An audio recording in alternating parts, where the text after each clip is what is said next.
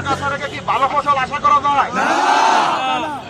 তাহলে দেশ যদি সংস্কার করতে হয়, বাংলাদেশের যেই সকল আওয়ামী লীগের লুটতরাজ, সন্ত্রাস, দুর্নীতিবাজ তারা আছে, তাদেরকে আগে জেলে ভরতে হবে।